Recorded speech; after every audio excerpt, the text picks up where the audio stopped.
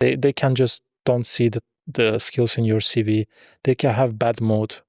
They can have a conflict in the job, or maybe it's even filtered by AI, and your CV doesn't even go to the HR or recruiter. Yeah. Do you want to give your destiny in the hands of the systems for 6-7 seconds, or do you want to maybe do it in another way around by networking, for example, by building your LinkedIn, by publishing more content, maybe making a YouTube channel, but YouTube channel is still more long-term game, and not everyone wants it, I understand. But at least written content, at least networking on daily basis, send 10, 15 connections, start commenting, and don't be these fake influencers, don't write just easy post, amazing post, thank you very much.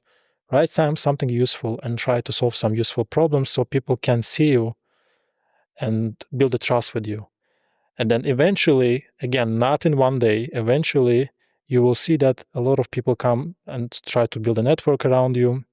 They approach you and opportunities come to you. So you don't apply for jobs. People from companies come to you and say, we have this job opportunity. Do you want to work for us? You basically reinvented the table. Yeah. It's much, much faster. Then you submit the CV and next day you are in the interview.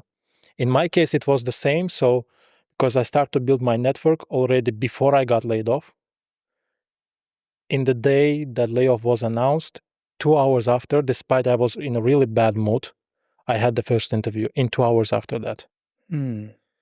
So what I'm saying is not just theoretical knowledge, I'm speaking from experience. How is it your experience with headhunters? It really depends. Some headhunters are really, really great, and I have really great relations with them. Some of them are not so friendly. Actually, I got my jobs, or many of my jobs that I had in the past through headhunters. But of course, there's always the thing that sometimes they can be a bit too pushy. And sometimes they can oversell you the company. Yeah. And maybe that's of course, that's your job. That's how they make money, but they oversell sometimes the company. And then you arrive and are like, okay, the expectation were totally different. You're talking about external recruiters, right? Not the ones who are working in the company, but hire for another ones. Yeah. Yeah. I mean, that's the way you can also understand them. That's the way how they get money in the end. But sometimes that helps. I don't know if that's still valid nowadays, but they help because it's in their interest to at least that you get the job position. So they at least will try to book you the next appointment or not. But I'm talking about that when it was like the last time I was in looking for a job was in 2020. So it was still like when companies were hiring as crazy. Now, I don't know if that has changed. It's still valid, I can say. I can definitely say it's still valid. And this is another advice. So thank you for bringing this to the table. I forgot to say this. Try to build connections with external recruiters, because then they will go and apply for you. You don't have to do it. Yeah. You don't have to send hundreds of applications daily. They will do it for you. Yeah. But again, there is a risk, as you said, that company will not have that expectations that you have. And sometimes, and this is also what happened or that's my impression. When you go with a headhunter, with an external one, they will try to get you the person that you want for your company, yes, because the company itself cannot attract the talent by itself. When a company cannot attract sometimes the talent by itself, means that you are in that risk that you don't know if the company going to be good or bad, because they don't have this big come to work with us culture.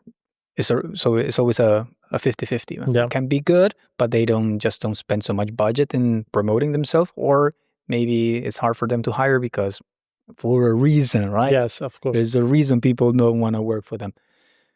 So there is a little bit of luck, but in a difficult market, I think, yeah, sometimes it is what it is, maybe. And of course, if you build the personal brand, again, not fake one, the real one, when you help people solve the problems, a lot of external headhunters will come to you and give you more offers. And then you can choose from 5-10 options, which one do you want to work best? And you increase your chances to get the job that you will like. Because when you got laid off, you have to pay the bills. You need to fill the position urgently. Some people, like me, they also have this work visa issue, because your work visa connected to the employer.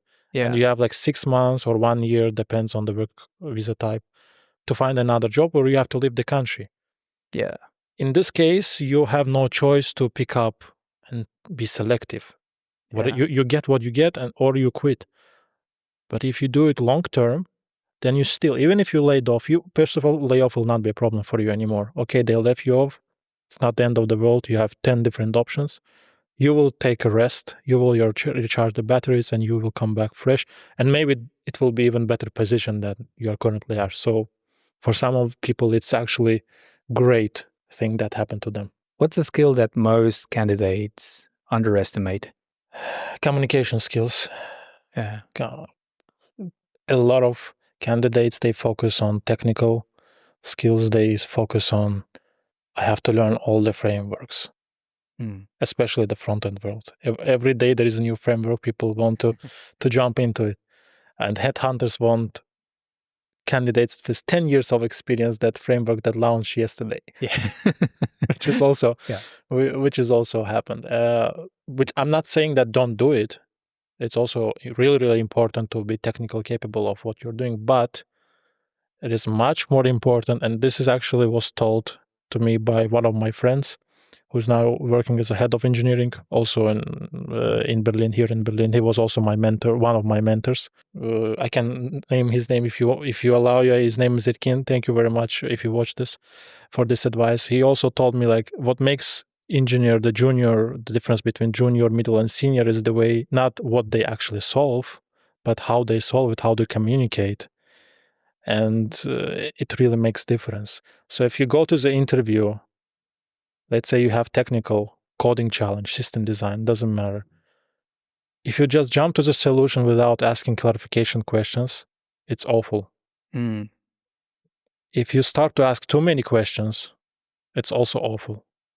You have to have balance, and this comes from this skill and from experience. Emotional intellect. Absolutely. Of course, you cannot avoid bias. You can, even if you do everything perfectly, there will be still someone who doesn't like you. They will never tell you that we don't hire you because we don't like you. Yeah, there's this thing, and it's a very simple, and it's very good that you mentioned communication, because I agree 100% with you. A lot of people don't know how important that is, and I always tell people, imagine you are a 10 in talent.